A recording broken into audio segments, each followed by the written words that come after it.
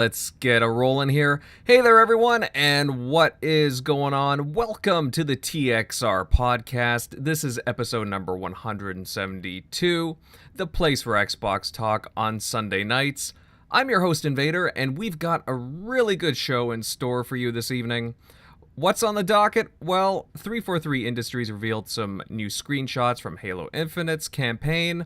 We'll give our impressions on that update. Also, we'll be discussing PlayStation's latest state of play. Was it significant? How was it? As well, Phil Spencer was dropping little hints towards something. Do we think so, or was it nothing? All that and more. But first, let me introduce everyone on tonight's panel. And with us this evening is a common face on every Xbox community podcast, whether it's in the comments section or just all around the Xbox Twitter community. A writer for the Lords of Gaming and fellow gamer, please welcome Logan Meyer. Hey, buddy, what's going on?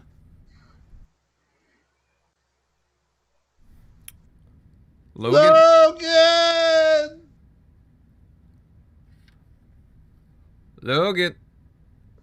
I guess he's muted or something. Sign back in, sign back out.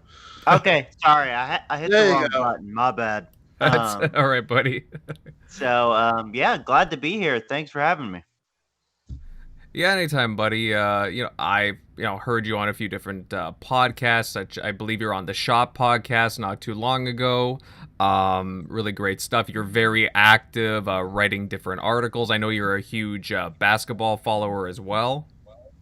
Mm-hmm. Yeah, who do you like on basketball? Oh, the Thunder is who I cover. Oh, wow. I'm from OKC, so gotta cover my own team. No, I respect that. All right. Nice, buddy. Very nice. Well, it's great to have you on board, and I'm looking forward to your thoughts this evening. I'll move right on to the TXR regulars, starting with Eric Shockley, buddy. What's happening, brother? Oh, not much. Just caught that deal on PSN for the picked up MK11. Haven't played it Mortal Kombat for like ages, but I think that new trailer kind of got my... it's like when you see a new movie or something come out, you kind of were like, oh, okay, cool. I want to go through some of those characters. And I've been playing that in some Deadly Alliance on the OG Xbox. So, yeah, that's what I've been up to lately. All right. Good stuff. Tim, brother, how's everything at your end? Very good. Busy week. But we got a lot to talk about. Logan, I'm a fan of on Twitter. I didn't even know he was coming on. I know you mentioned it in the chat, but I guess I swift by it. So, but that's a big pleasure to have him on the podcast. He is one of the more passionate people in following Xbox that I've come across on Twitter. So it's good to be on a podcast with him. Absolutely. Thanks for welcoming Tim Dog. I'm glad to see you. Nice to have you here. Yeah, for sure. And last but not least, Centurion. Hey, Mr. Arizona man, how's things? Oh, what is up, Invader? It is Sunday night. It is time for the TXR podcast. I'm glad to see everybody here. I'm ready to talk games, man.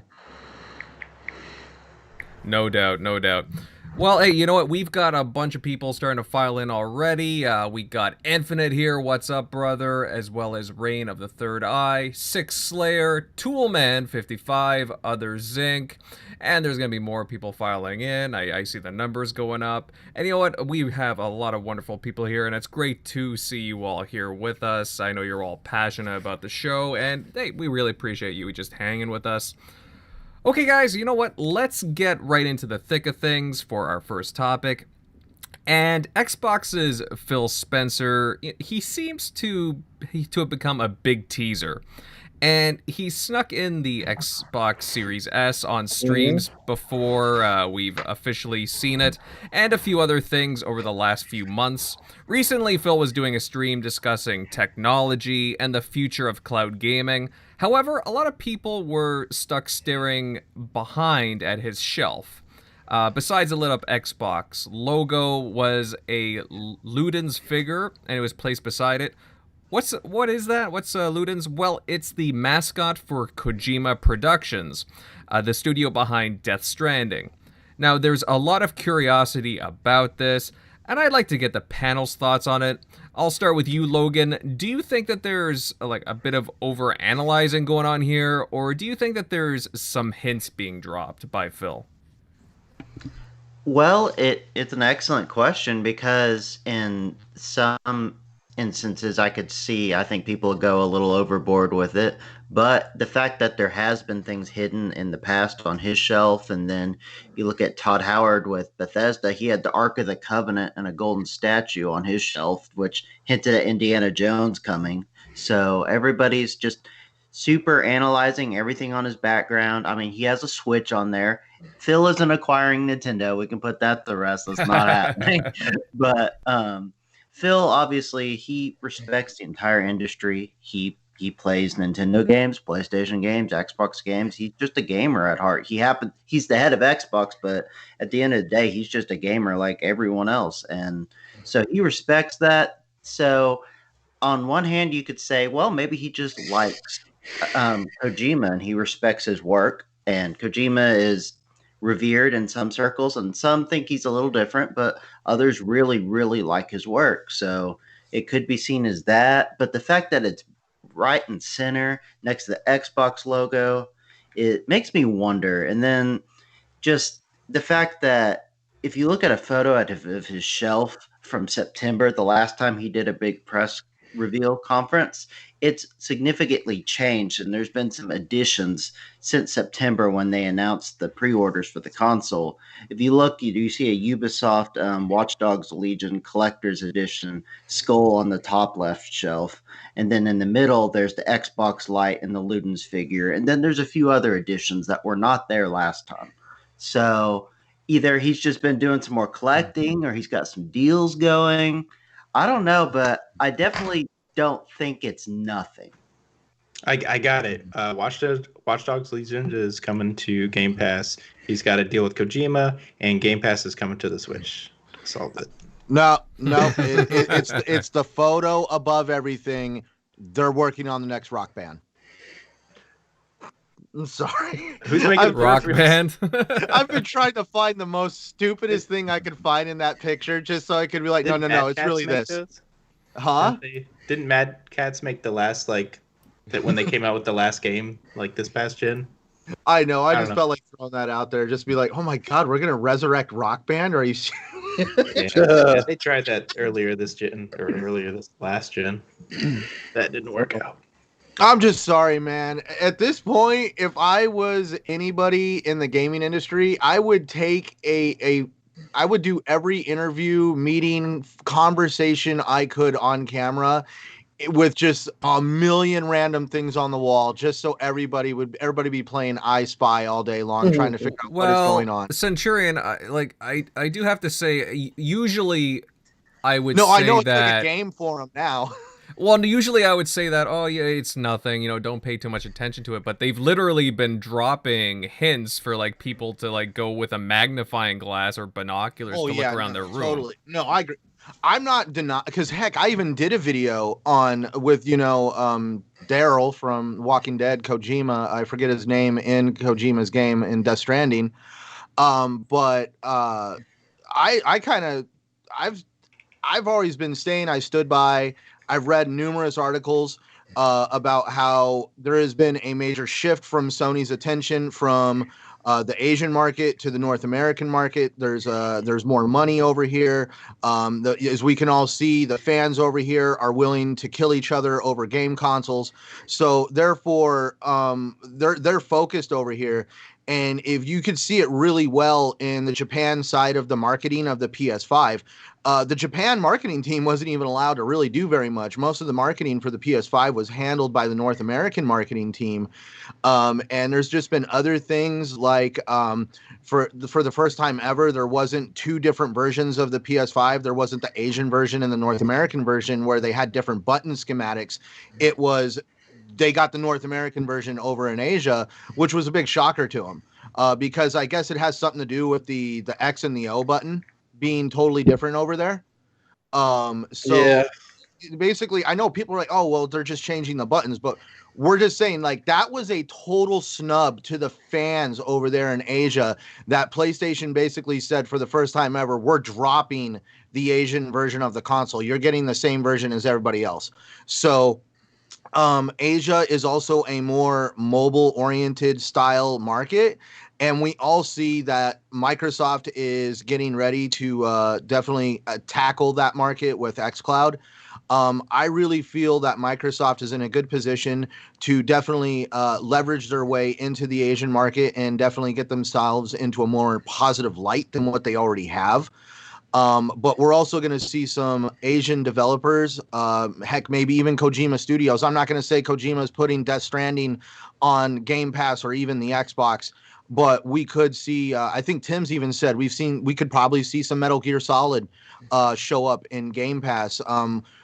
Basically, some of the developers that Sony is not paying attention to, they're like, well, we've got bigger things to worry about than what you guys have to offer us right now. And that's where Phil Spencer was. We've all talked about it before the pandemic. He was going over there taking plane trips on the regular. So there's no telling what kind of relationships he's built with other Asian developers. And now that Sony's no longer focused on Asia, some of these developers still need to put food on their plates. Well, I would add to that, you look at what happened with Death Stranding, for example. There was talk back, I think going back a year or so ago, about Death Stranding not doing the numbers that Sony had expected, so it was disappointing there for them. As well, there was an article, like, amidst all the Google Stadia news and drama that's been going on the past couple of weeks. A few days ago, it was reported that they canceled a game that was supposed to be like an episodic horror title developed by Kojima Productions. And in a way, this makes a lot of sense because I remember that Kojima this past summer was vocal about a canceled project. I remember he made a few tweets about it. He was he was very talkative, to say the least. So would it make sense for Phil and Xbox Game Studios to go to Kojima and be like, hey, you know what, this makes a lot of sense for Game Pass? Hey, how about, like, let's reverse roles here. This is where people are probably going to get crazy on me. Why does Xbox have to go to Kojima? Let's look at what Phil Spencer's statements have been in the past. Xbox is not not Xbox. Game Pass is not a one-size-fits-all kind of program for developers. It could be for a developer that just has an idea, or they can help fuel their studio to create another game by putting it in Game Pass. There's different ways of getting paid. Now, you take somebody like Kojima. He has put a lot of blood, sweat, tears, and passion into what he does, and he has created Kojima Studios. Does he want to see that fail? He can either stick to his guns and his pride and just be like, well, I'm going to hold out for the guys that, you know, you get what I'm saying. He sees Game Pass as, I could use this as something to help fuel the studio that I'm trying to establish. And it's not like he has to go over and sign his soul away and basically make all his games exclusive. Because I remember, wasn't that one of the stipulations about Death Stranding was that it had to be able to come to PC when it came to PlayStation exclusivity. So definitely he sees how flexible Microsoft is with its relationships on third-party developers, and just how flexible Game Pass can be when it comes to making money using it. He would be a fool to stick to his pride and just be like, no, I don't want to use this. Right. Well, according to one of the participants in the chat, Logic Wins, he's stating that, did you hear what Carrick said on this morning's Defining Duke? He straight up implied that Death Stranding was coming to Xbox. Ooh. Okay, well, the only problem with that is that Sony owns the IP, so I guess they would have to release that IP. I'm almost 100% positive. And I'm surprised that if Carrick didn't mention that. I don't know. I didn't listen to the show. But this is what I can tell you guys. The talks of Kojima and everything, I think they're real. I think that they've talked. I think that Kojima had a falling out with Sony because what happened with Death Stranding is that they had discussed in 2015 what the game was about. And then I think they showed Sony what the game was about in 2018. And it was completely different from, I guess they didn't have They weren't lined up where the game was. And that led to, I guess, maybe a rocky relationship. Now, obviously, Kojima's out there talking to people. The Stadia project that got canceled. So the next step is did Kojima and Phil talk, or did Kojima and Xbox talk? I can pretty much say that I have a feeling they did. And if that's the case, what it's going to be something like, this is just my guess. It could be Death Stranding, but how do you get around that IP situation? Or he's making games for Xbox, and either it's a marketing deal, or it's exclusive type thing, or it's a Game Pass type thing. I don't think it would be a Game Pass type thing. I think it would be a game that obviously everything goes into Game Pass, so it doesn't matter. Mhm. So it would just be his game, and I think it's real. And I think Phil, with the hints in the background, which he likes to do, he did the Xbox Series S, and they had a whole, he did it, and then he told them that they did it, and they had a huge meeting, and they were worried, and they were this and that, but he likes to do the hint stuff. So with that being said, when you see that wall and you take everything from it, you can take things from it. I think it's fun, and I think Phil's just trying to make it fun, and it is a lot of fun. But yeah, I think something's gonna. I think something has been talked about. Will something come out of it? I don't know, but it's real in my opinion.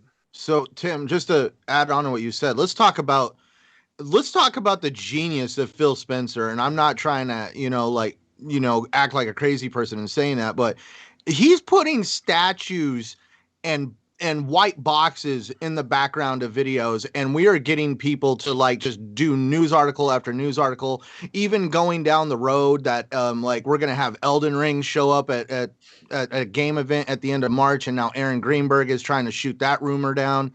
And all we have is a statue sitting next to an Xbox logo.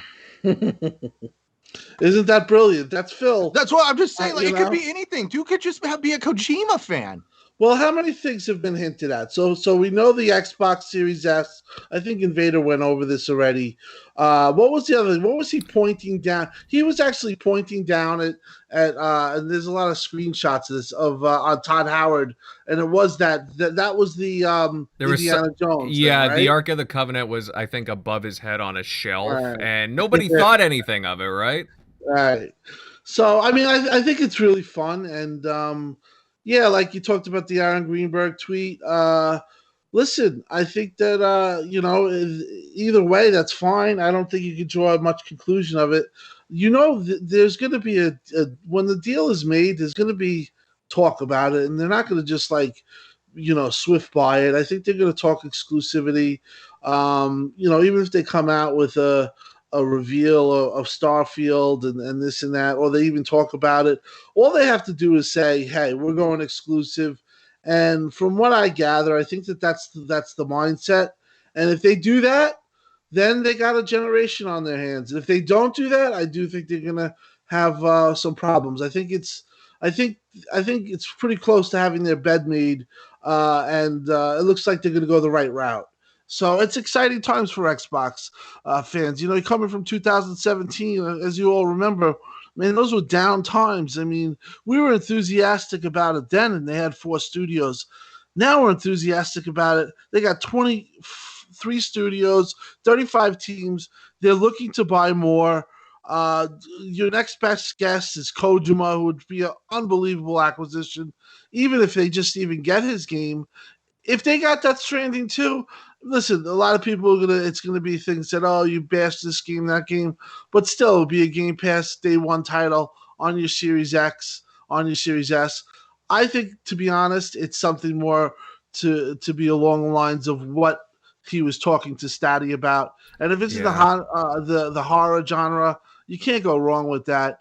But yeah, this is seriously fun times, man. And I just think that Xbox fans should realize that, and be happy. All they have to do basically in this year is just say it's exclusive. And I think that the momentum they have right now is just going to carry on over, and then there'll be more deals, more of a realization that Xbox is coming out here to play. There's so much stuff going on that we don't even cover it, like the 1080p 60 frames per second update for xCloud to Windows PC. I mean, they're going to be on fire, and it's exciting times, and it's good that we could all talk about it right now, and it's not like doom and gloom. Yeah. I feel like they're not going to just come out and just like say, hey, all these Bethesda games are going to be exclusive, but I think it's just going to be implied whenever they release a new game. Hey, or if they announce, say, Starfield or something, it'll just be like, hey, it's coming to. It's going to kind of like they did for all their other games. It's coming to Xbox Series X. Yeah, and you just keep people. It'll just become a foregone conclusion. You'll just eventually you'll get the message like, oh, cool. Yeah, we haven't had any PlayStation games from Bethesda in a while, outside of the online only games. Yeah. So it'd be like you'll eventually get it without them coming out and saying, "Hey, we took all your games away and you can't play them," because they're not gonna want to come out and say it like that. So, well, I hope it's the.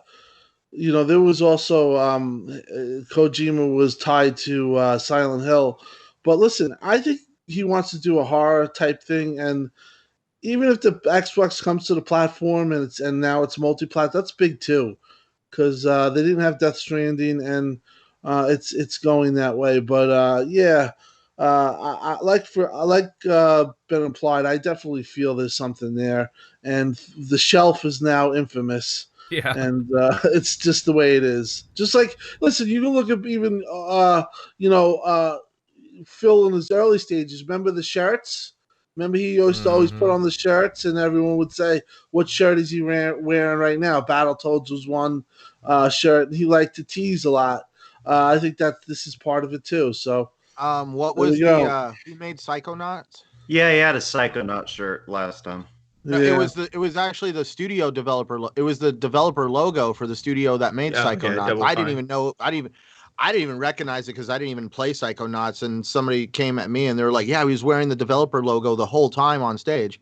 Yeah, I think that what lends some juice to the whole Kojima thing is that, according to Video Game Chronicle, the Kojima Productions project was pitched, as Tim said, as an episodic horror game, but the sources indicated that the Japanese studio was keen to include cloud gaming into it in some way, but it was blocked by Stadia GM Phil Harrison, of course, right? Phil Harrison, of all people, which... I could see why Kojima would want to talk about Xbox like that, because they're heavy on the cloud, and you look at the way streaming's going, and I think that there's a lot of pieces that seem to fall into place for this relationship to grow, and yeah, I would not be surprised. I mean, maybe not Death Stranding. Again, like Tim was saying, I don't know if Sony owns the IP or if, they gave it up to Kojima for a price, but if they were working on a new episodic horror game and wanted to do some experimental things with it, I could totally see Phil and all the other personnel at Xbox Game Studios being hyped for this. Listen, if they get Kojima, if they get him exclusive, I mean, I think that would shutter the industry. It would be a huge deal. If they just get him on a deal where even if it's just exclusive, and it's just like that with cloud stuff and experimental stuff, just say they got the Stadia deal. That's a huge deal. Yeah, I mean, listen, this is like, if they could get him. I equate it to like, we talk about basketball. We have baseball fans here. This is like your trade deadline. You're getting like, you're getting a huge all-star, and you're adding him, and it's just like to take your team over the top. If Xbox gets Kojima and they get everything done with Bethesda, man, there has to come a time where you have to acknowledge that they really are just taking over, man. They're going crazy. I mean, if you look at it, this is a huge type deal. He's a big name, and like I said, I believe they talked. So I think this is very real. It's like I'm thinking to myself along those lines when I was like a big baseball fan or a Mets fan and this deadline. Like I feel like something could definitely happen, and if they could get this done, wow, that's all I could say. And I do see some comments in the chat that Kojima's a little overrated, and a lot of people might not be interested. But honestly, if you want Kojima, regardless of what you thought maybe about one game, or maybe he's not to your taste, it would still be a big get, just for, again, the variety in Xbox's portfolio and what they're bringing to the platform, whether they nailed in an exclusive from him or not. You have to admit that he does bring some unique ideas to whatever games that he pitches, or they're not for everybody, I'll admit, but he does have a pedigree to him, so I can see why Xbox would want to have his talents on the platform. And again, money talks, right? Who knows? I mean, Kojima could definitely warm up to Xbox and the platform if they showed. Wouldn't it would be so crazy if that happened? I mean, I can honestly see it. Twitter will be absolute. it'll be crazy. I hate to use this correlation, but video games in a whole is entertainment / art. This isn't unheard of in the entertainment industry. Let's look at the wrestling industry during the Attitude Era, where literally it was hot potato with performers. You didn't know one week to the next when what show they were going to appear on. Some of them were overrated more than others. But it definitely created that mind share when you would see someone from the other side appear on the other side. So definitely it'll create some mind share just for Kojima just to appear. Just even for Xbox, it would create a high amount of mind share. Listen, it's a storied name. He's revered in the industry. Jeff Keighley is, it's like he's his own agent. I never seen somebody love somebody so much. And, the guy just absolutely cherishes the guy. You've seen it on his tweets. He's a big fan of him. Just the whole media, he's a media darling. And, for me personally, I'm not like a huge fan. I don't really like his games that much. I realize they're very popular and good, but I'm not going to say I'm a big Kojima fan. But I will tell you that his name garners that respect, though, and that aura of like people just like say wow. And again, if you're getting him and you're adding him to this studio collection that they got, it's just there comes a time where you're just like, wow, they got this guy, that guy, and you realize where the games are going. And Xbox seems to be really strong making a pitch right now, and they're at the point where they're powerful, and they're getting even more powerful by the day. Momentum's there, mind share's there. A lot of it's mind share too. It's like, Xbox had no games. I heard that Phil wanted to make that go away, and you're making it go away by doing this stuff. That type of stuff holds mind share. When people just say Xbox Game Pass, best deal in gaming, can't go wrong, that's going to start to pay dividends. And, Xbox is going to be back to where they were during the 360 days and getting the type of market share. And the revenue is just going to be ridiculous. They're just going to be a huge player. Kojima isn't on. Oh, sorry. No, go for it. You're probably going to ask a more relevant question. I had a joke. You can go. I was just going to say Kojima isn't just a revered game creator. He's like basically like a rock star in the industry, like a pop culture phenomenon.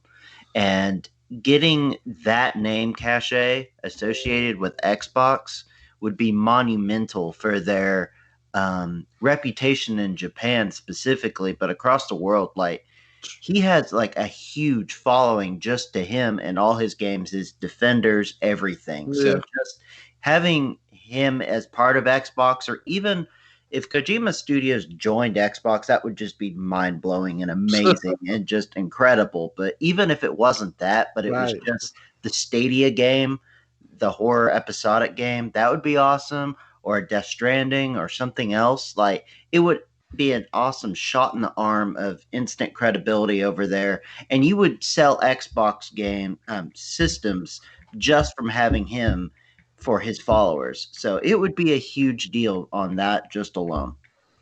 Mm-hmm. See, and with his followers, that's where I guess I'm glad he went first, because let's talk about if Kojima does do anything with Xbox at all in a positive light, how's this going to make Jeff Keighley feel? I think he'll just be like everyone else, and just realize that, Xbox is the real deal. Give it some respect. I think that's really what it comes down to, is that it came down a lot of times when people didn't want to respect Microsoft. They wanted to bully them or make fun of them or make it look inferior. But, they're also is reality. And the reality is that Xbox is, big time player, and, they are where the industry's going. Or in a lot of spot, Sony's very. Are we going to see Keighley flip flop though? And be like, yeah, I'm supporting I don't Xbox think the whole time. I mean, I knew they could do it. Sony's always going to be super strong. They're always going to be there. I just think this is kind of, to be honest, like a down time for them. Like I was saying this the other day, like last generation, they were always on up. They always were like shot in the arm with an article, or in the beginning it was like the resolution would knock Xbox down. People would talk about that. Like the whole gen, Sony had an advantage, always was winning. And this gen, and like I always kind of feel this way, gens just go a certain way. This gen is going a different way, and you could feel it from whether it was Jim Ryan's comments the other day to some of the decisions that they're making. And then you see what Xbox is doing, and it just seems to be going down that path. So, but like I said, I haven't seen Sony like kind of on their back feet like this in a long while. And even their fans who are super loyal, there's going to come a time where you have to just like accept it. Xbox is going to be really good. You can't say it sucks. You can't say it has no games. You can't say it's this or that. When you can't even home keep for your own system, that's right. You can't keep on beating the same person up before that same person goes and hits the gym and bulks up and totally, changes their demeanor. I mean, like, pretty much maybe they hit Xbox a little bit too hard, and now Xbox is going to come out swinging, because last gen they got it handed to them by Sony. And so now it's like, what is Sony going to do if Xbox really did make sure they had every duck in a row? Mm-hmm. And we're getting that feeling, to be honest, that is the case. They definitely have the more powerful system. They definitely have the better design system. I saw the PS5. That thing's a monstrosity. If that was Xbox, let me be honest. If that was Xbox, there would still be jokes. Could you imagine Ryan McCaffrey, the guy went nuts about a power brick? You think he would be nice to that design? I have a bet with a friend at work. Well, the only person at work, one of the guys that I work for, we have a bet that we think that there's going to be a redesign on the PS5 within the first 2 years of launch. Yes, 100%. Oh, totally. Hey, guys. Hey, you know what? I got a PlayStation 5 surfboard myself, so... the thing is so bloody massive. And then you expect people to open that thing up. And even myself, listen, I work with electronics. I wouldn't want to open that stuff up to put a extorable, expandable SSD on it. I mean, you got to take the thing off. So, it looks easy. It's like, hey, you could do it easy until you really try it, and it feels immovable, and then you put too much pressure on it, and the thing goes flying.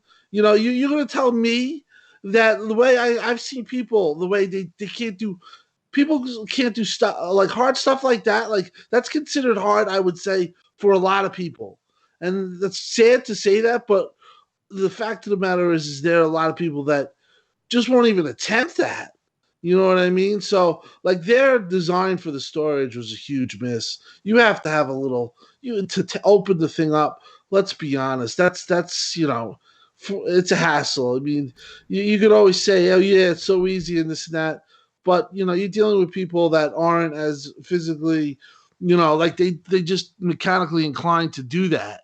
You know what I mean? Like, ask your mom to do that, or mom, try to open this up. I want to expand this. I think it's gonna get. I think we're actually gonna get back to the PS4 fan days where the loud fan is going to start becoming a real thing again, because I guess some of the stuff that I read, I guess in springtime they're getting ready to drop a patch where they're going to speed up the fan speed to help with the cooling, because they want to release a chip for this thing for expansion, and I guess it's going to make it get hotter.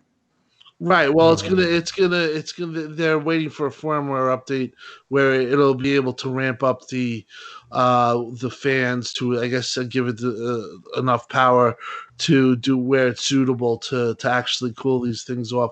But that design solution, let's be honest, it's not the end of the world. It's horrible. No, that's why I can't. I couldn't believe that.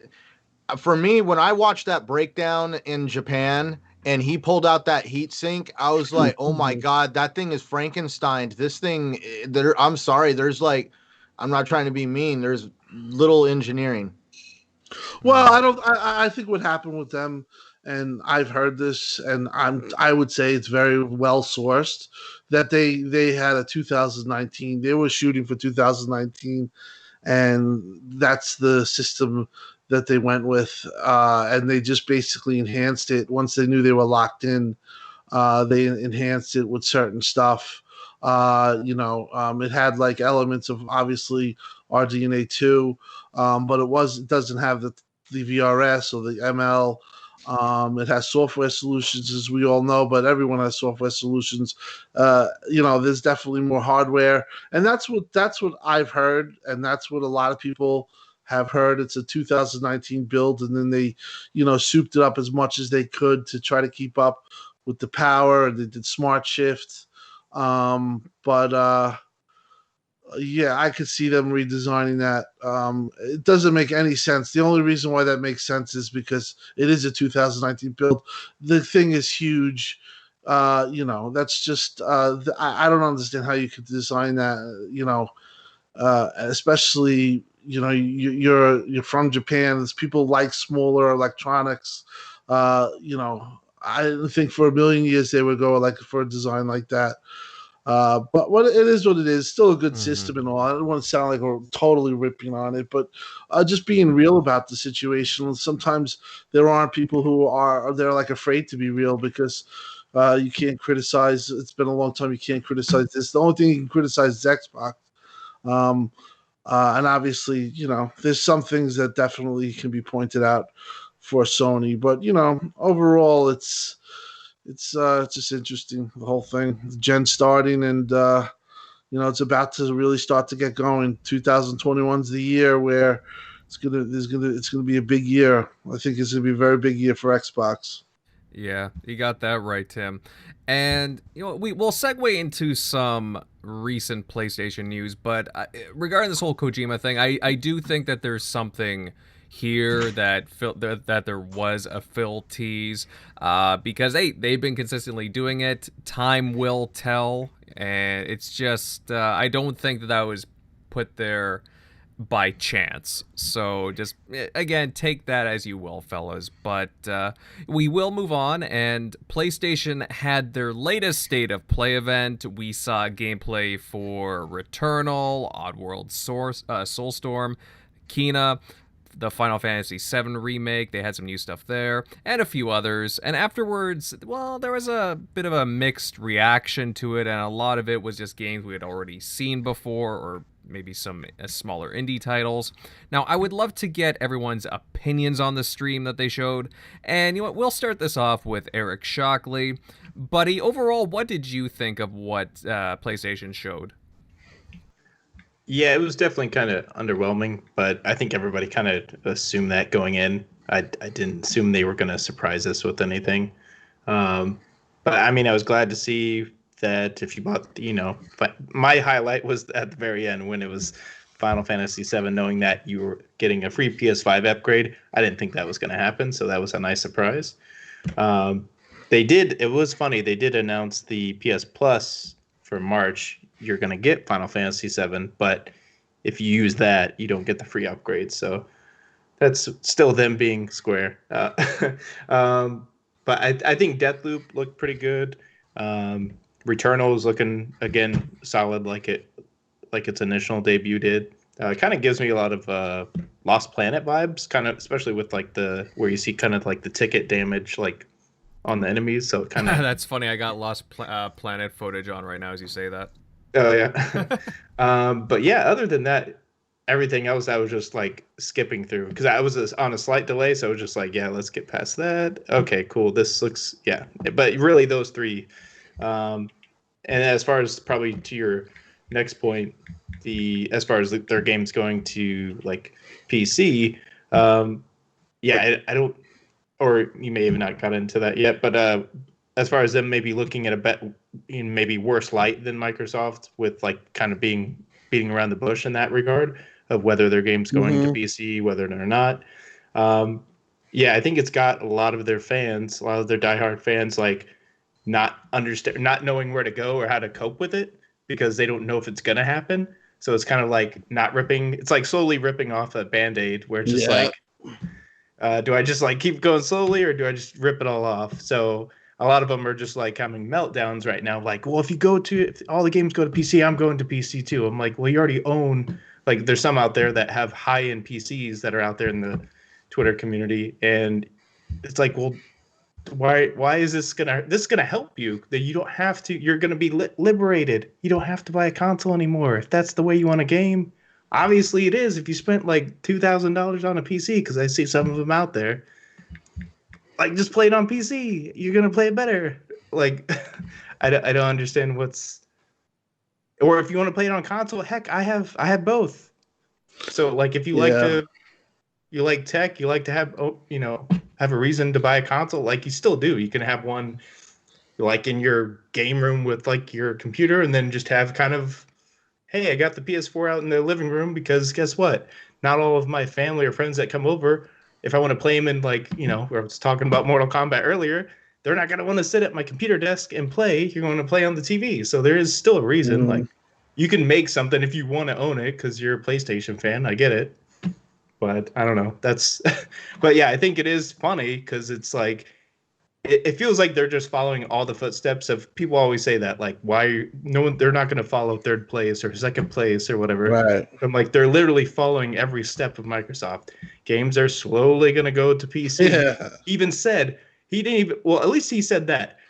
He has a slate, slew of like other games coming. And then he gives a reason, like we have to do it financially. Like he's like pleading, like that. I thought was weak. But before he said that that's why they wouldn't, because they were like, well, right. Or I guess that was more of the Game Pass model. So they probably won't do the Game Pass model. They probably eventually will get there, maybe a halfway. Like, hey, it's going to PS Now, and they don't leave PS Now like they do now. But yeah, they're slowly getting there. So. It's kind of funny to watch.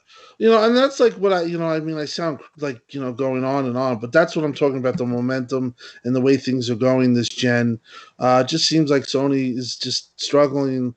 You look, they started off saying that they were going to have, remember, we believe in generations, and like they were going wholehearted at Xbox, and, then that just switched up. And then, you had stuff like this. It's just, they're not being upfront about it, and they're being shitty about it. And they should they're going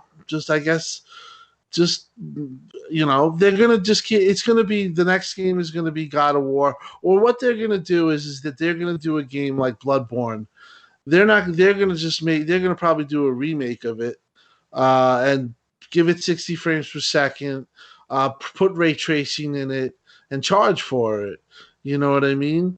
So like it's just and then put that on PC as well. Like they're going down the same route as Xbox, and there's nothing wrong with that.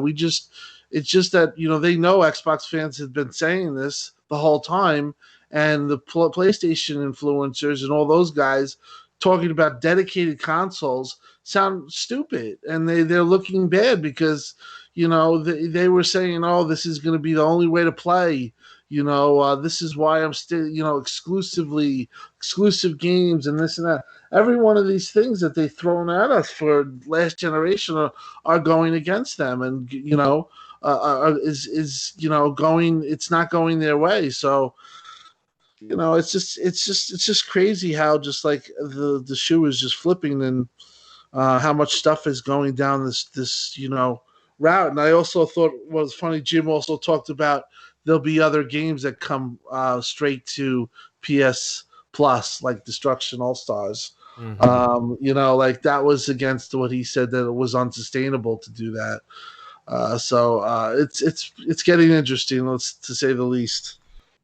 Yeah, I mean, they're watching Microsoft hit like record revenue that they've never hit before, and they're putting all their games, all their games on Game Pass, plus putting all their games, like giving you a reason not to buy their console, and they're still beating previous records. So I think they see the money. It's like there's a huge base out there. They want Microsoft to just like have a monopoly. Eventually, they know these big Bethesda titles are coming, and they're going to be on PC. And guess how many people that play on PC hardcore that might be huge Steam fans and just diehard, don't want to ever touch Epic, but I guarantee a lot of them might want to touch because they used to call it like Bethesda. They might want to touch Game Pass to test out the game, make sure it runs well on my computer before it drops $60-$70. So I'm sure there's going to be a ton of PC players either subscribed into Game Pass or buying Microsoft's titles on PC when all these games start hitting. So well, guys, in hindsight, I remember when Xbox started announcing, it was very slow with them when they started announcing their titles were going to be coming to cross-platform, to PC and Xbox, that they were going to be doing that, and it ruffled quite a few feathers at the time. I remember that a lot of diehard Xbox fans were not impressed at first, but I think over time, the way that they rolled it out, people started getting more comfortable with it, and overall, I mean, it's been pretty good for us overall, just having the options and more people are able to play it and so on. It's good for the business as well, but you look at how they rolled it out, and Xbox got a lot of flack too, I think, in the press as well. And what's the point of playing on Xbox and so on? And now Sony comes out, again, like years later, and then they're doing that. Where's all the reaction to it in the press? Yeah. Right? Like where's all the outrage? Is PlayStation going to be going anywhere? No, of course not. I don't know. I do have a interesting point. Remember when Gears of War first came out, and then eventually went to the PC, even had extra content that they never gave us on 360. You didn't have the outcry of like, what? I just bought the 360 specifically for Gears of War. There was this killer app in 06. Halo 3 hadn't dropped yet, and Halo 2 was coming to PC as well. But people weren't like freaking out of like, well, why did I just buy this console? No, because guess why? The PC gaming on PC back then, it wasn't near as glamorous as it is today. So it's this feeling inside of them. They want to go to PC. Like they want to, but they don't really. But there's still something holding them back. Like, well, I still want a console, but man, PC's looking really enticing. That's kind of deep down where they think they want to play, but they're just like they're in denial to their own feelings. I think that's what it is. They want to play on PC, but they don't want to be real with themselves. Because why else would you be mad that somebody else is playing on PC? No one cared. Yeah. Not one person ever cared that Gears of War went to PC. No, well, no one cared. Listen, I think that Xbox fans at the first time were a little annoyed, but for the fact is that you realize it doesn't really affect you. And if you are doing it, the best way to do it is the way Xbox does it with cross-buy. You get the free version on PC, which is good. But at the end of the day, the Sony guys shouldn't worry about this. It's not really a big deal. These games are 2 years older. It's not the end of the world. Like I said, a lot of people took L's on this because of the constant crap talking that goes on. But at the end of the day, it's not really a deal. Just worry about your content, your experience. I think that people just, 2006 mentality has to go away. We're different in a different world right now, and you just got to accept things, and it doesn't even affect you, like I said. Yeah, no, absolutely, Tim. And I have to go back. As far as the state of play goes, guys, one of the best trailers I thought was actually for Deathloop, which is going to be an Xbox property very soon. I really enjoyed what I saw. I thought it was a very interesting trailer. I liked all the action for it. What's everyone else's thoughts on this game? Logan, did you get a chance to check it out?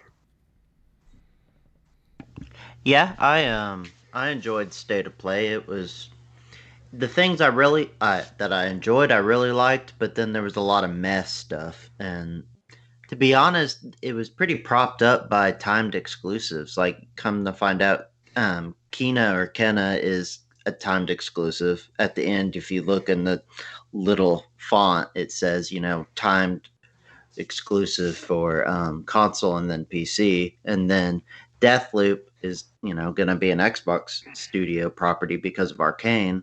And then I really enjoyed Returnal as well.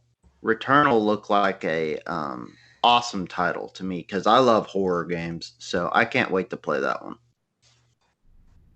Absolutely. Now, the thing with Deathloop is that it won't be available in the trailer right at the end. In the little text, it says also available on PC, but not available on other consoles until at least May 21st, 2022, meaning that the game would come to Xbox consoles a full year after release. And of course, this game was originally delayed a couple of months on top of everything. So, it's unfortunate that we have to wait a while for this game on Xbox, especially since they own the property, but they want to keep their promises on this deal. So at least it's dropping in Game Pass the second that deal is up.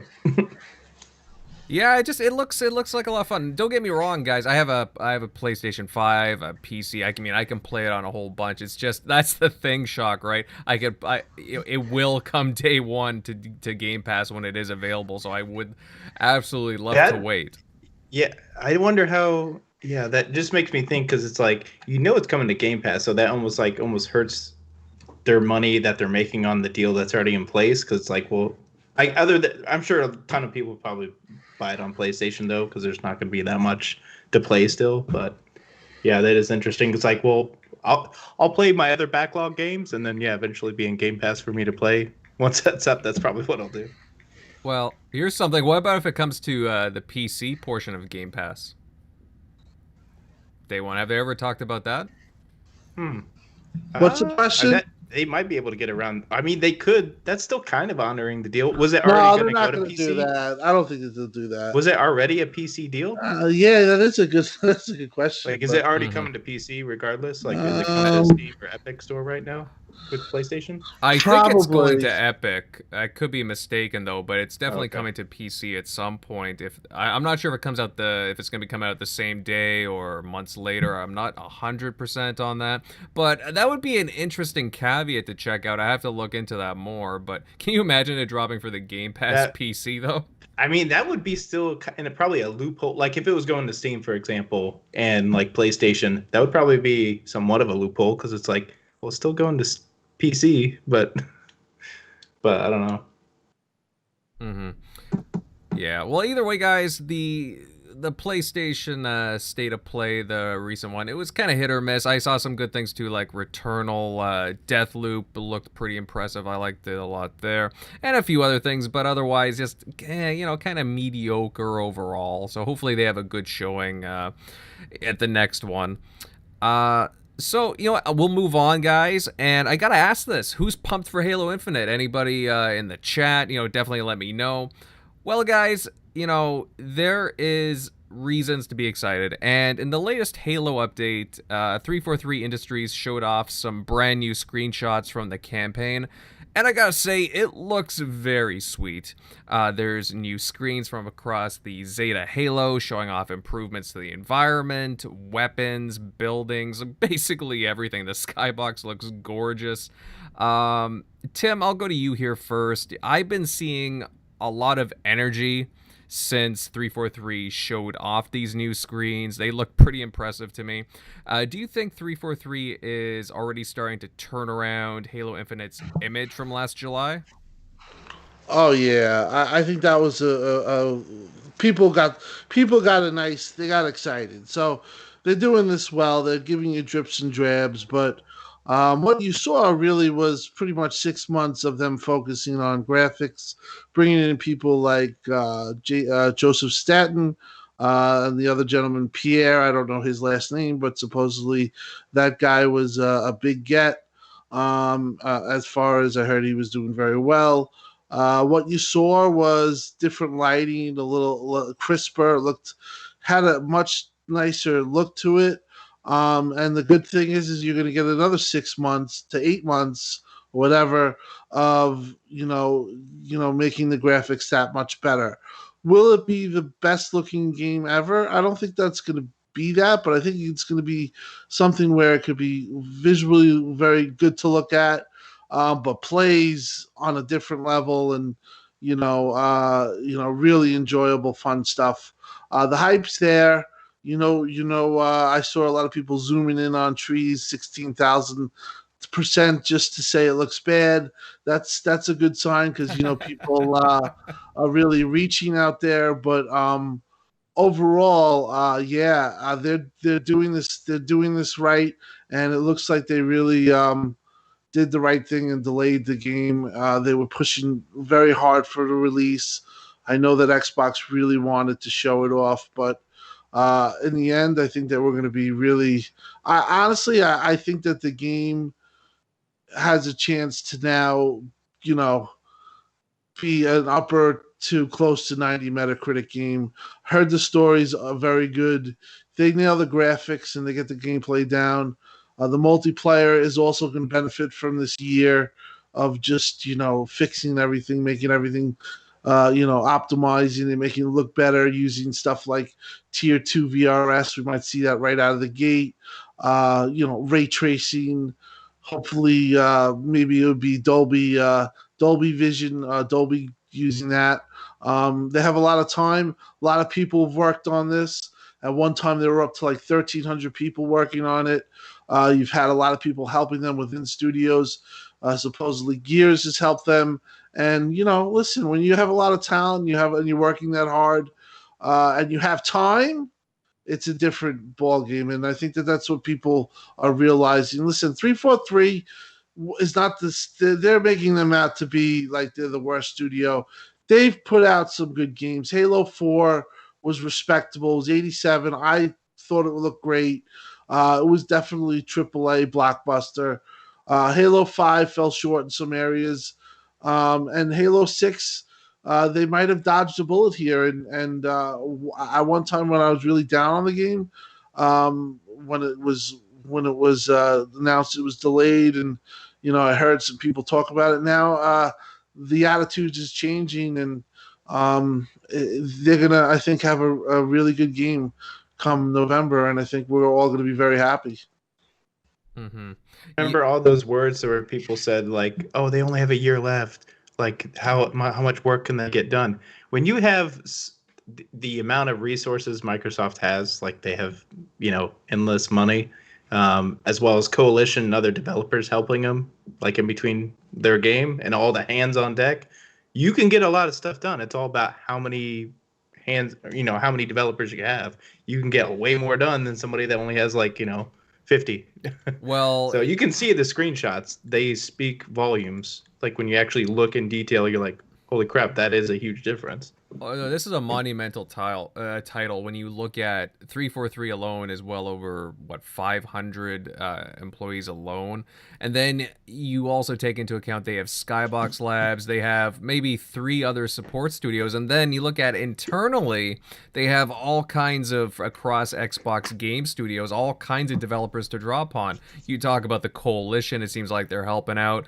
For all we know, other teams could be helping out too. I keep hearing that Turn 10 is great for that kind of stuff as well, being a support studio for different things. And yeah, there are a lot of hands on deck for this game. They definitely want this to be the big title for the Xbox Series X moving forward. I think from what I've heard too from different accounts that this is the most financially expensive game that Xbox or Microsoft has put into a title. So I can't wait to see what they have there.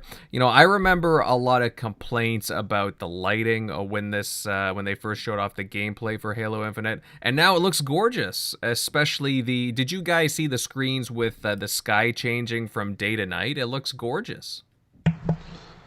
Yeah, I think that was a bunch of screenshots that were just like flip booked. Yeah. So yeah, and Alex Battaglia of Digital Foundry did a video of explaining how he thought the graphics on Halo Infinite demo fell short because the lighting was very soft, and ray tracing can really make a big difference. And I was like, at the time of the video, I was like, I don't really know.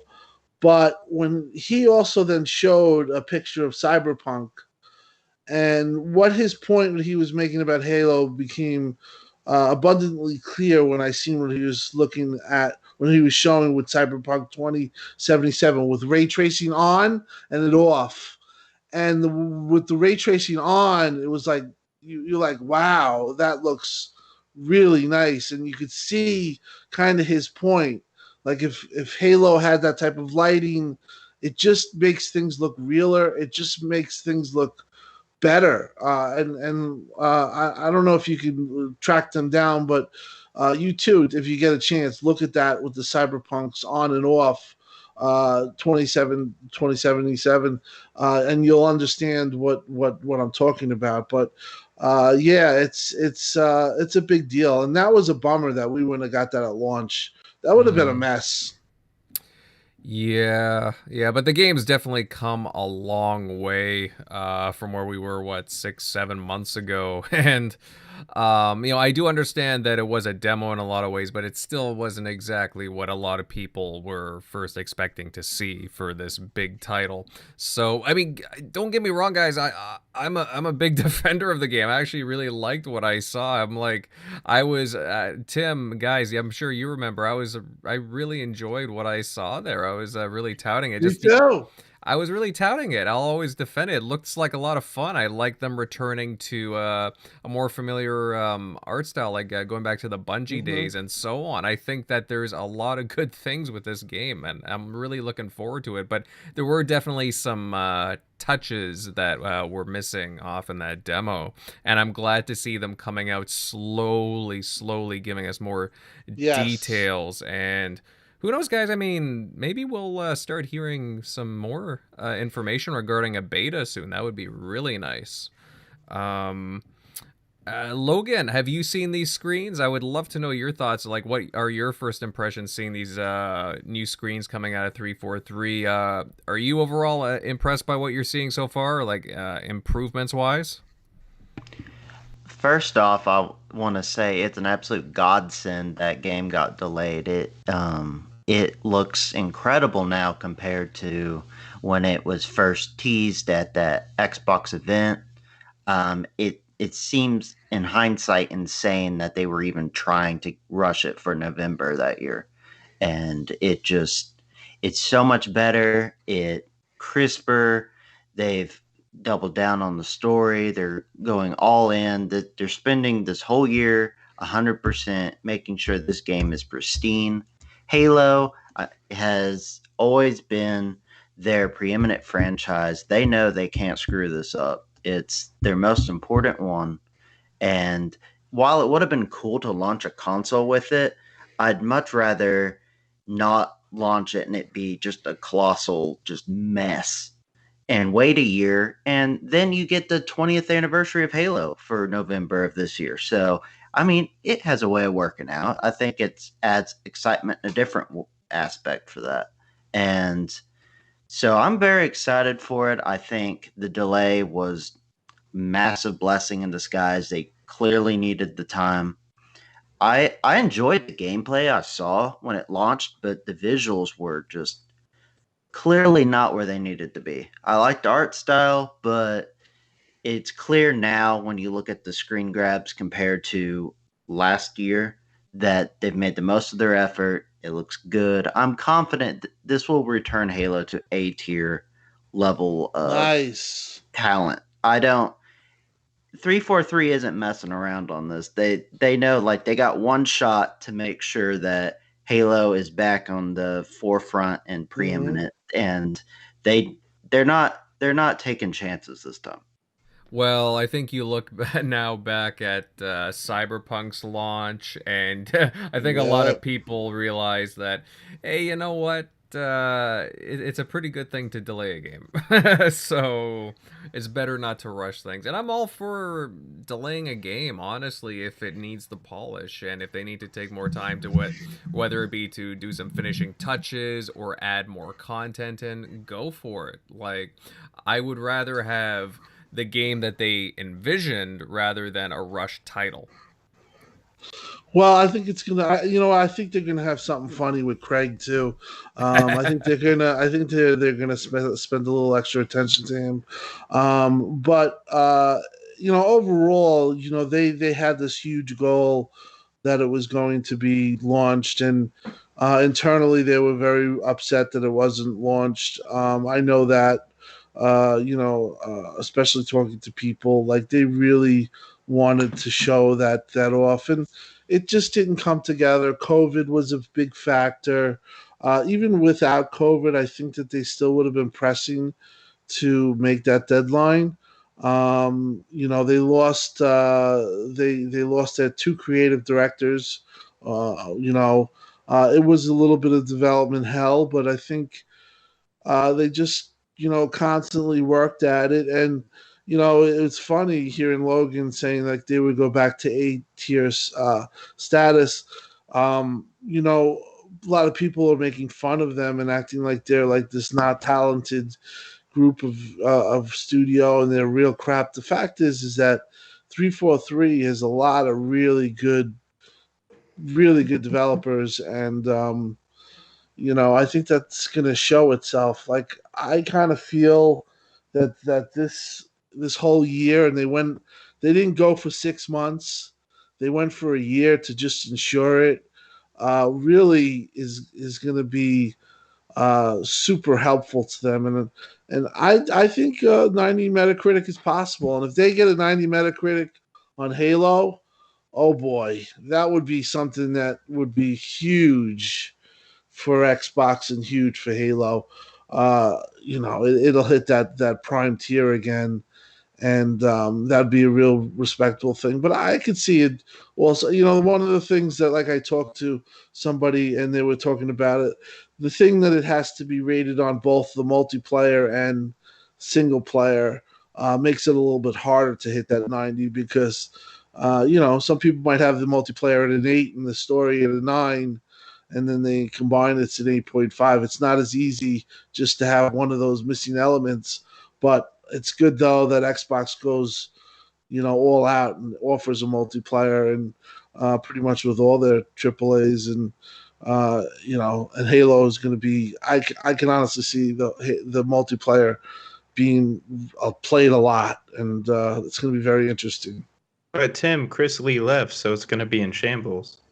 But obviously it looks way better since then, so I don't understand where that narrative, it's like, oh well, someone left, okay, like Drew Murray left, they're calling him the head of the studio. He's not Daryl Gallagher that brought Tomb Raider back from the dead. Well, people make things out of anything. But wait, who replaced Drew Murray? Oh, somebody else that was pretty good at Sony Santa Monica that worked on God of War. 2018. So okay, he left. And he was a creative lead or one of the creative. Yeah, he took So over for guess what? Tim Longo. He's got 2 years of 2 or 3 years of the development of Perfect Dark.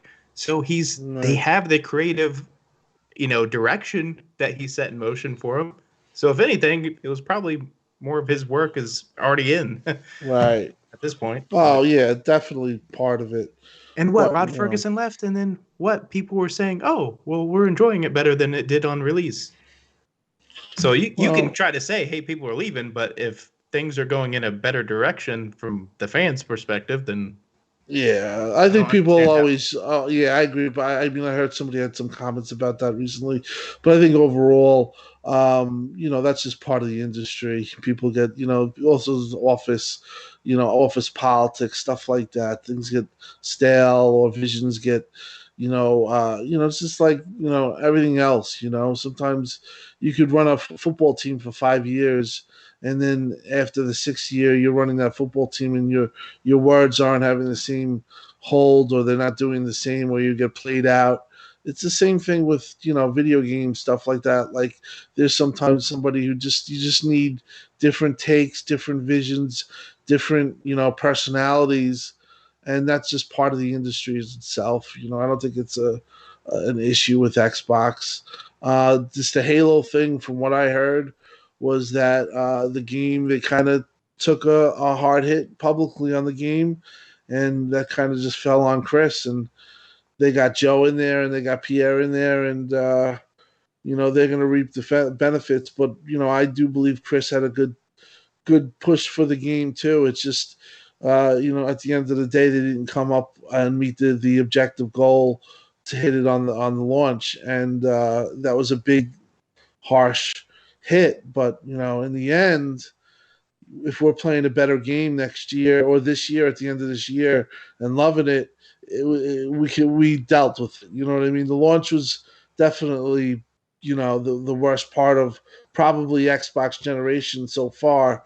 The launch was tough because they didn't have those games. Everything was delayed, but it's also been a tough time with everything that's going on, and the future is insanely bright, and that includes Halo. Mm-hmm.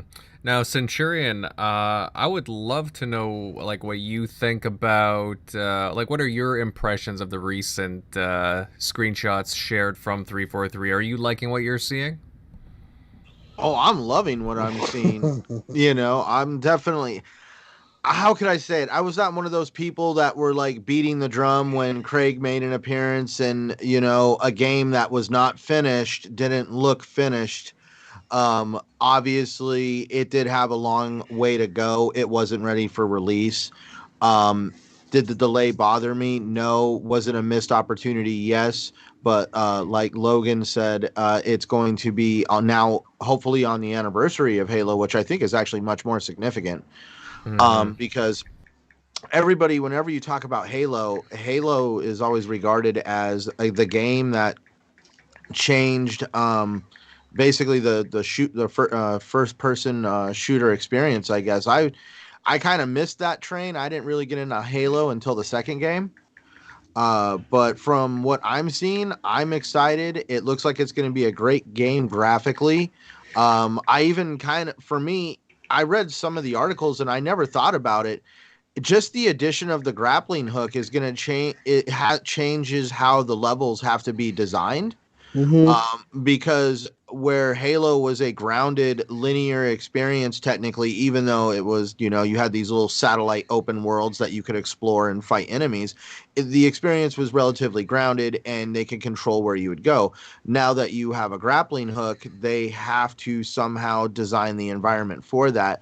So this is where I have to also want to say that this is not going to also feel like like the average Halo game, because we're going to be experiencing Halo now in a more three-dimensional way, because you're going to be able to explore the world with this grappling hook. Just the addition of the grappling hook is changing the game. So I'm very curious. The game looks pretty, but how much detail are we really going to throw into the game? Because now we're going to be able to reach parts of the game that normally, as a grounded experience, you would never have to worry about throwing too much detail at an object that you would never be able to technically get to. Yeah, I heard that. I remember they made a, like, when they were talking about the backgrounds and they were saying how it didn't look great, whatever, like the mountains and when they showed the demo. But one of the things I also heard was is that if you actually expanded out and you went that path, you could actually get to those like any part of the map is supposedly you could discover it or you can travel to it, I which I liked thought how was really interesting. I liked the developer talked saying that, you know, if we were to design a Halo map the way it was back in the day, people would use the grappling hook to basically bypass every scenario, and they would basically be able to complete the game in a very quick manner because they would use the grappling hook just to bypass everything. Right. They now have to create a level design that makes it to where if you even try to attempt this, it will basically somehow be able to circumvent you from doing this. Right. Mhm. Interesting. That's very interesting. Yeah. Like, I'm really curious how the sandbox is going to play out. Obviously, we've seen little bits of gameplay footage from that. Yeah, the grappling hook, they've teased some ways that you'll be able to use it to obviously explore the environment and get to points where normally you'd be restricted. They'd have, they'd be blocking the points and whatnot. And it just seems like they're really going to be opening up the world to be able to explore, and that you'll be able to use, like, for example, that grappling hook to to get onto a banshee, for example, as it's flying, if you can time it right. Oh, well, it even I guess some of the things I've heard is you're also going to be able to use that thing to take an opponent's weapon if you can get it right. Yeah. That's cool. That now that's where I'm just saying that's going to create some situations where where you might have, there's always that moment where you ran out of ammo and someone's chasing you down. Now you have the option of potentially actually taking their weapon for them.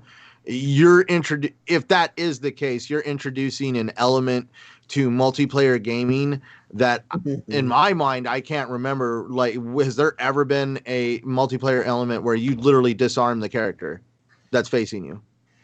No, I don't think so. No, I don't think so either. That could be the new cheese thing. Like you could cheat, or not cheat, but you could be real cheap with it, like steal their weapon and headshot. Oh, dude, it would bring camping to a whole new another level. I really want them to be. I really want the AI to be improved personally. I mean, Halo has always been known for challenging and smart AI that screw around with you, and I really want them to just have some to really amp it up for this generation. And we have these more powerful consoles.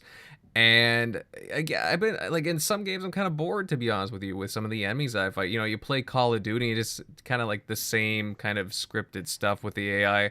And with Halo, I hope to see, again, just like better interactions, more creative interactions with enemy AI. So hopefully that's one thing that they can show us. Oh, that's one. I don't know. That's one thing that has always been my I hope. agree with you. I think just revolutionary in general for video games will be when AI takes a big step up. Could be 10 years from now, could be maybe even earlier, but when AI really starts to play and feel like a human, and especially if it was NPCs and they don't, they have really unique characteristics and they make their whole skill set elaborate.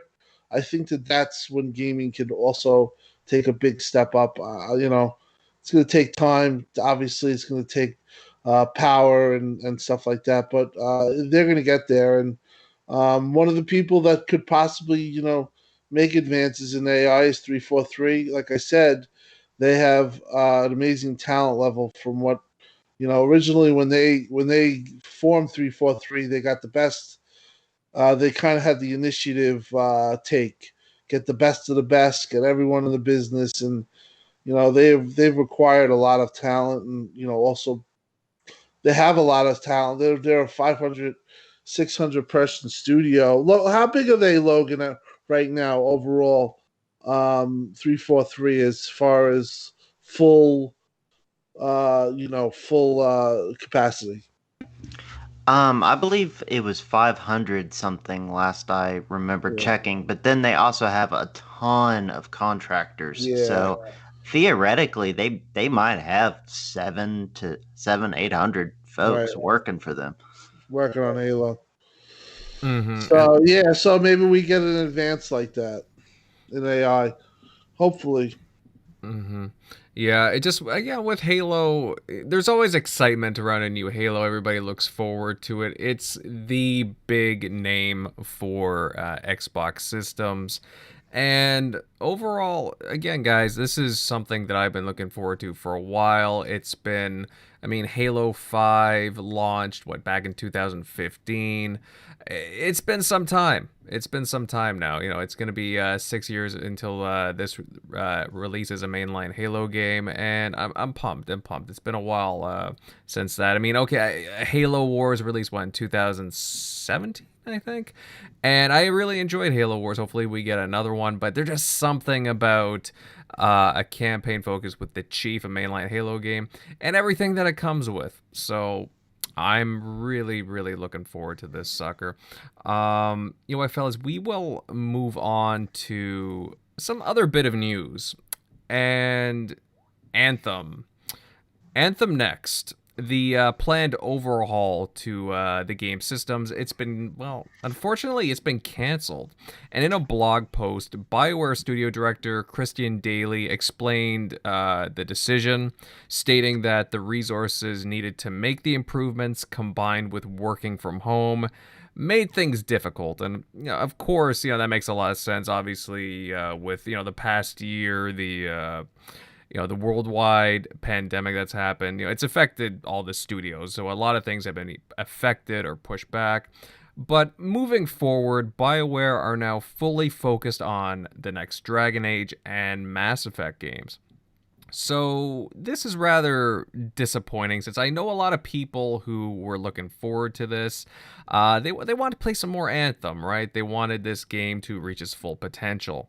Now, Centurion, as far as I know, I think you've spent some time with Anthem. Please correct me if I'm wrong. How do you feel about BioWare pulling the plug on this Anthem Next, or Anthem 2.0, as some people call it, this update? Man, I've only spent a little time with Anthem. No, I've played a lot of Anthem. I never was one of those guys that leveled my character all the way up, but I did do the main quest. I played the expansion when it came out, when they were trying to do the... God, I forget the storms that were supposed to occur in the game. Dude, it's really sad to see what's going on with Anthem. Anthem regretfully called me weird. At least for me, it was supposed to be a special game. I received it as a birthday present from a good friend of mine. He actually bought 2 copies of the Legion of Dawn edition, day and date the day it came out. And because of the problems in the game, he was never able to get the Legion of Dawn DLC armor. So he was never able to even use what he paid $10 extra for, and I felt really horrible. Man, I don't even know how to describe Anthem. A game that completely... Dude, I'm just shocked that EA is able to do this, and they're still able to kind of, I guess, get support for a lot of their games. They make a lot of sports games, and somehow they keep selling hand over fist. Anthem was... God, remember when it was supposed to be the Destiny killer? There's a lot of tags attached to it. Yeah, I don't even know where to start, man, because it was a really good game. It was a really good game. I enjoyed playing it. I've had a lot of friends who I've played it with. Me and PTK and the other guys over at the Shop Podcast for over a year have been making Anthem jokes on the regular just to keep support for that game alive. We had high hopes when they said that EA was making a decision. But I knew EA at their best was going to show, and they obviously stopped the support for the game. They're probably using COVID as a reason. Would that have been the case if the pandemic ever happened? I don't know. I really hope they don't do this again. Now there is obviously, like you pointed out, the hope of the fact that they stop mandating multiplayer. It's good to see that they're changing the direction, at least the executive's direction. Remember back in the day making comments saying that, games that didn't have multiplayer were going to fail because that's what people aren't interested in anymore. And then all of a sudden they release Jedi Fallen Order, and the game sells hand over fist. It's an instant success, and they see the value of single player games. But when it comes to Anthem, I don't even know where to start because it's a shame. That game honestly has a game mechanic that is in no other game. I mean, name one other game where you can climb into a suit, fly around, do all this stuff, and it actually, aside from some loading screens, it's pretty seamless. Mm-hmm. Well, I mean, it seemed like a cool concept. I've actually been meaning to download it ever since EA Play's been attached to Game Pass Ultimate, so it's definitely something I'll try out. Anthem? No. Wow. The gameplay was really great, but the content was just not there, and then it was just kind of buggy in a lot of places. But yeah, some of the action in there was really sick, and how you could just yeah, it was basically like the best Iron Man game ever made. Well, that's the comment I keep hearing. When you play it, hit me up, and I'll make sure that we always go out as a full team of 4, so that way you're not like having issues with like matchmaking and all that good fun stuff, and we could actually do the raids. Because I know plenty of people that will fire that game up if you ever want to play that game. I mean, like, the matchmaking is a little low if you're trying to play with randoms. But if there is a community there, you just got to find people that still play the game. Well, it does have a dedicated fan base to it. Granted, I don't know how large it is, but I know that there's a lot of people who definitely chime in whenever Anthem's mentioned. I could think of a few people off the top of my head. I know Mr. Boomstick was always a huge fan of Anthem, and along with Jago and a few others. But yeah, like you said, the guys over at the Shop podcast are pretty passionate about it as well. It's just a shame that EA's pulling the plug on Anthem, because they seem to have been coming along pretty well with it over the past year, trying to get some improvements rolled out. It looked like they were trying to make some things more like, well, Destiny in a lot of ways. And it's it's a shame, because a lot of it looked pretty cool. And like EA, like, all of a sudden it's really changing its mind on things. They went from being so focused on multiplayer and microtransactions, and now they're starting to realize the value of just a solid single player game. You had brought up Jedi Fallen Order. Yeah, that was doing great. I mean, of course, Respawn is responsible for that. Respawn had been one of their better developers. I know a lot of people would wish Xbox Game Studios had picked up Respawn Entertainment, including myself. But, we also hoped Xbox would pick up BioWare. Oh, well, that was a long time ago. Yeah, so definitely. It's actually 2 studios that EA has definitely kind of swept off from Xbox. Mm-hmm. Well, there's an interesting report that has been going around recently saying that EA, they've given the go-ahead to remove even all the planned multiplayer components that were going to happen for Dragon Age 4 and just make it a pure single-player only game, which, again, that makes a lot of sense, because that's what the Dragon Age players want, just a single-player focused RPG game with, no online components to it. I mean, just trying to shove all that in there, like, it's all nonsensical. I think they're also realizing that, just because what works in one game isn't going to work in another. And I mean by the market, they thought that, oh, look, microtransactions work great in sports games. Let's try to put them in everything. And they realized that you can't put them in everything, because it does kind of gives you a reputation. And I know that they're also kind of doubling down a little bit more in the mobile gaming market too. And they're realizing that, mobile gaming market is the home of microtransactions. And so that's where it looks like they're exploring different avenues of approaching the microtransaction situation. And they're just kind of trying to push these single player experiences, because it seemed that with how receptive um, Jedi Fallen Order was, that was actually a pretty good cash influx for them, and they want to try to see if they can duplicate that again with either Mass Effect 4 or Mass Effect 4, whatever you want to call it. I know it's not number 4. Hopefully it's number 4 and not a spinoff, but at any rate, or the next Dragon's Age game. They're hoping to kind of duplicate that. Mm-hmm.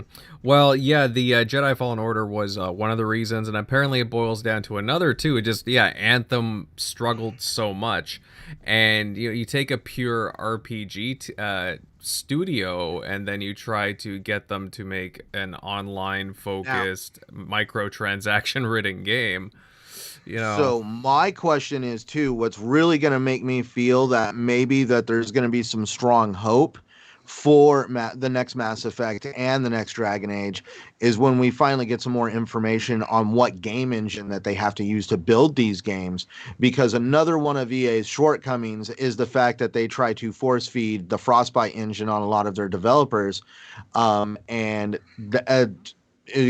Again, Jedi Fallen Order was one of those games that did not follow that whole path. They ended up using the Unreal Engine, and it created a different experience altogether. Mm-hmm. Right. And that's another thing too, like trying to use DICE's Frostbite engine for everything. When you mandate that across the board, people don't realize that, that developers, I mean, they're just not using the same set of tools for like everything. Like some of them have to build in new things when creating games to focus, and it's not the same kind of thing when you go from like an RPG or to a shooter or vice versa, or if you're trying to make, I'll just say like an RTS and so on. Like it depends on the genre.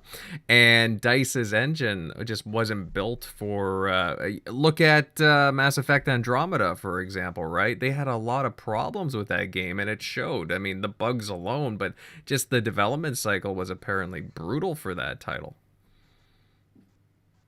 So, Logan, I'm curious to hear what your thoughts are on this. Have you played Anthem at all? And if so, are you kind of disappointed to hear about all this news coming out? I've played a little bit of Anthem back when it first launched. To be honest, I'm not the biggest Destiny fan or that type of game, so it reminded me of Destiny a little bit, but I did enjoy flying around in the suit and stuff. So I'm not heartbroken or torn up about it being canceled, but I do feel for the folks who really enjoy that game and the passionate community. You mentioned the shop. I was on there, and that they love that game. So I can definitely feel for them, and just I'm more concerned about BioWare itself, to be honest, because I just, EA's got a pretty full graveyard of studios, and EA is very give and take. Like sometimes they'll do something great where like they were massive supporters of backwards compatibility. A ton of their titles are BC, but then they jammed a bunch of microtransactions in games. And then Battlefront 2 was just a disaster at launch because of the multiplayer and then the Frostbite engine. So I'm very glad to hear about the not force feeding multiplayer into Dragon Age, because that would have just been bad. So I'm really hopeful, but I'm still very, very leery of them when their influence is pretty strong over how they make developers do stuff. They can say they're not anymore, and I hope that's true, but I'm a little leery of them. Right. Yeah. We're not going to force you, but we have the stipulation if you would like this fancy $1 million bonus if you made multiplayer. It's pretty confusing. Like, we're not forcing them. We just have an absorbent amount of money behind it. Well, it's a shame. EA has had a lot of really talented studios, but then they've been forced to work on, for example, other properties. You take Visceral, the guys who had done what was it, Dante's Inferno and Dead Space, and then they got them to work on Battlefield Hardline, which, I mean, it wasn't a bad game by any means, but it's just, I don't know, I guess they were expecting it to do better, and lo and behold, they canceled they closed the studio. Not to mention just a whole bunch of other cases. I mean, EA's just been Logan's not wrong when he's saying just like a graveyard. Visceral Studios is actually one of the main reasons that came up for its closure, and the cancellation of the Star Wars game that it was working on was because it lacked a multiplayer experience. Yeah, that's right. And wasn't Amy Hennig working on that project, if I'm not mistaken? Yes. Yeah. She was the one from Uncharted, right? That's correct. Okay, yes. Forgive me. I recognize people more by their job titles, and I know that, yeah, she was the writer for Uncharted originally. So, yes, she was working at Visceral Games, working on their Star Wars game, and I guess whatever they were working on got put in Vince Zampala's lap over at Respawn. Yeah.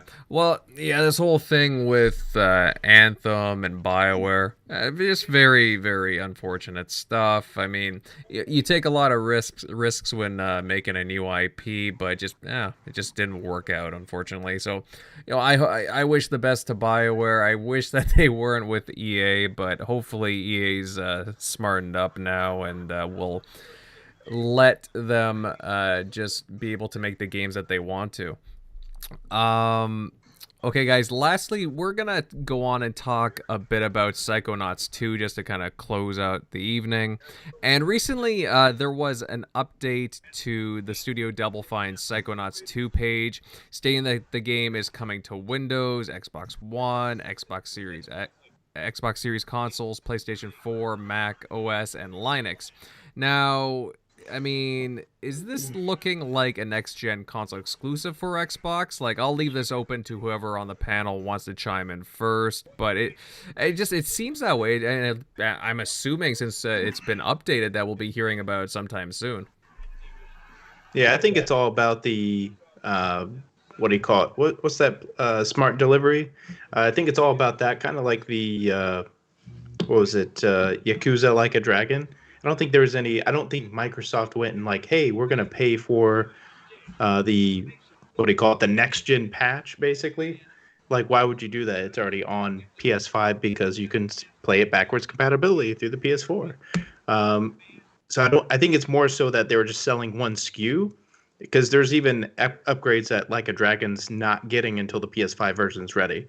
So I don't even think it's like a true next gen version, but so I think it's a similar thing like here. Like, I don't think you're going to see like this huge bump up on the Series X version versus the backwards compatible version on the PS5. I don't think you're going to see like some crazy resolution jump to make it a next gen version. So that's what my guess is. So yeah. All right. I'm not sure who has the sports on the background. If that could be muted, possibly. All right, guys. So yeah, no, that would make a lot of sense. Yeah, for the whole next gen upgrading thing. But again, guys, like, this is the advantages of Xbox having Psychonauts 2 and just bringing it into next gen. Like, it's just, Double Fine is such I've always found them to be a very interesting studio. I'll admit I didn't play the original Psychonauts, but I heard a lot of good things about it throughout the years. And I don't know if anyone here played Brutal Legend, but man, I love that game. That was such a cool game. Let's see here. Logan, are you looking forward to Psychonauts 2? Yeah, I'm a big Double Fine guy. I love their leadership and their culture at the studio, and they make fun, quirky titles, and just Brutal Legend and all the other ones they've made. So I'm looking forward to it. As for next gen exclusive or not, it might be a little bit of a loophole, because they did say that, well, the game, we will honor the contract and that it was coming to PlayStation 4 and all these other ones. but we never made a guarantee about PS5 so that they could make a Series X, Series S exclusive. So I could definitely see something like that, kind of a legal loophole, so to speak. Definitely. Yeah, and I think it was promised through Kickstarter, if I'm not mistaken. That's why, for example, it's coming to PlayStation 4 and a whole bunch of these other platforms, but not so much with the next-gen platform, so it's open up to Xbox being able to get it on the next-gen platforms. That's the beauty of it, really. Tim, are you a Double Fine Psychonauts fan at all? I think Tim is awesome. I think he's really fun. I played a little bit of Psychonauts back in the day, but I remember the Guitar Hero. What was the game called with that you just mentioned? Brutal Legend with that was Jack very Black. popular. Yeah, he's a good studio guy. I think as far as the exclusivity, I don't think that's going to happen. If you look at the game graphically, it's nothing. It's just it looks okay. It looks good, but it's not like pushing system power or anything. But I do think that they've had a lot of time with the game, and I think that you're going to get a really good product. And it's going to be interesting. I remember when it was announced. I think it was announced in 2015, or the Kickstarter started then. Yeah, Tim's very good with comedy, and he's interesting to see what he's gonna. I think this game will do well. I'm just interested to see what his next project will be, especially because I think it could be bigger. Obviously, I'm do a Kickstarter.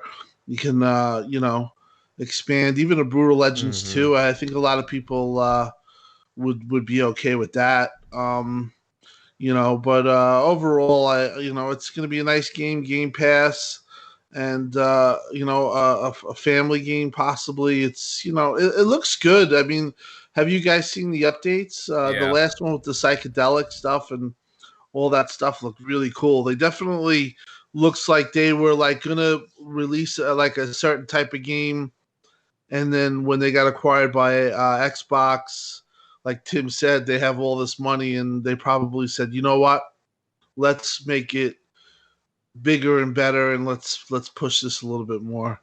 So they did that, and it looks like we're going to benefit. I think it's going to be good. I agree. I like my platforming games, and it just looks interesting. I would actually love for Double Fine too. I think they'd be a very curious studio to work on some Xbox IP, including some Rare IP. In all honesty with you, like they seem to be good at platforming games. So imagine Conquer. imagine them giving them Conquer or Banjo or just like one of those titles. I think that would be really cool. Or even Blinks, for example. I think that they could have a lot of fun with Blinks or a couple of other platformers. Voodoo Vince as well. Like I could totally see Double Fine, Tim Schafer, and his studio doing a good job with like titles like that. That's just me just kind of thinking out in the open. But I mean, we won't delve on that too much, guys. Just some interesting stuff that came up on the Double Fine page there. I'd imagine we'll be hearing some stuff about that very soon. Again, I'm looking forward to Psychonauts. However, I think on that note, I'm going to conclude tonight's episode of TXR.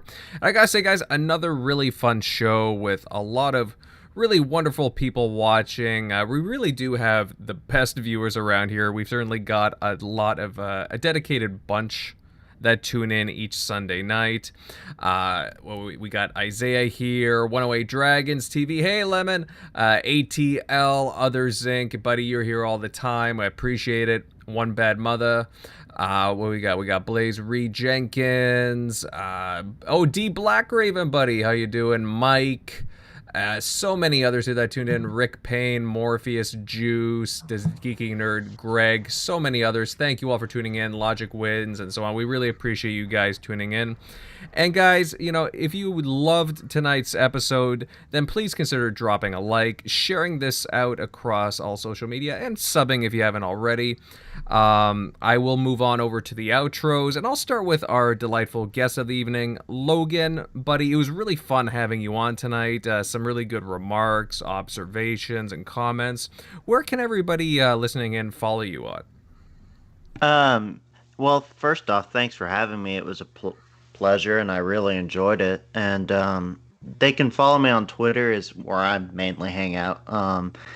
At LOGMEY92.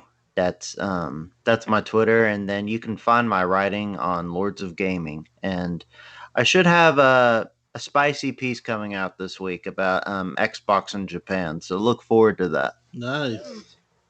All right, hey, you heard it here, guys. Definitely take a look at Logan's work, and I'm interested to see what's going on with this spicy bit of Japan news. So we'll all look forward to that. Now I'll move on to the TXR regulars, and I'll start with our very own Tim Dog, buddy. Great show tonight. Where can everybody follow you at? Great show. And Logan, a pleasure to have you. You can follow me, xCloud Tim Dog on Twitter. Also, I'll be here Sunday nights, 9 p.m. Eastern Standard Time. Also, over there on RDX, Tuesday nights, 8 p.m. Eastern Standard Time, YouTube. Just a great show, a lot of momentum, and, I think, in the next couple of weeks, we'll have a lot to talk about. Maybe not this week, but, I think something is coming, so hopefully we'll be pumped up talking about that. Yeah, that's right, Tim. There's a lot of rumors floating around. I know we've discussed quite a few of them within the recently. So hopefully some of those come to fruition. And I think, like you said, we'll have a lot to look forward to in those coming weeks. Centurion, I'll go over on to you next. Good show, buddy. Where can everybody find you at? Well, for those interested, you can find me at Centurion1307 on YouTube, Xbox Live, and Twitter. You can find me right here every Sunday night on the TXR Podcast, and you can also find me every Saturday night over on the Shot Podcast. And thank you, everyone, for tuning in, and thank you, gentlemen. It's been an awesome Sunday night. I look forward to this every Sunday night, being able to sit down and talk about games and chat with the community. Definitely. Real quick question though: has anybody played Outriders? I feel like nobody here has mentioned it. I know the game you're talking of. I know they just released a demo, but I haven't played it. No. I would definitely say I'm enjoying the demo. I've had some people with a mixed bag on it. I will definitely say I've noticed that it's a different experience playing it on previous gen versus Series S, Series X. I heard there's some loading screens involved. But definitely, if you haven't tried it, man, you should definitely try it out. All right. I'll give it a shot. I mean, what's the harm in downloading a demo, right? So I'll give it a go. I'll give it the college try. It's a very interesting story, very different. It's also kind of like Mass Effect back in the day, because remember, back in the day with Mass Effect, the very first one, the story just wasn't in your face and thrown out and for you to understand. You actually had to get into the codex and read a few things. All right. Well, once you do that, you'll kind of it kind of falls into place. It gets kind of crazy. All right, I'll have to dive right into that. I've watched a few videos on it, so I do understand what you're talking about. But yeah, I'll definitely check it out. All right, and finally moving on to Eric Shockley, buddy. Again, you had some really good commentary on tonight's topics. Where can everybody follow you at, my dude? Yeah, as always, you can find me at Shock Nero on Twitter, Easy Shock on Xbox Live. But yeah, good topics today. And thanks for Logan for stopping by as a guest. Good night. Of course. And naturally, guys, I'm Invader, and all of you can find my content on YouTube over at Invader Gaming. As well, I'm on all kinds of different networks. You can check me out on BitChute if you'd like. Fun times tonight, and you know what? We all look forward to seeing you all here next Sunday. Also, we got a pretty exciting interview lined up in the next couple of weeks, and we cannot wait to share that with you. On that note, guys, have a good night, everyone. See you later.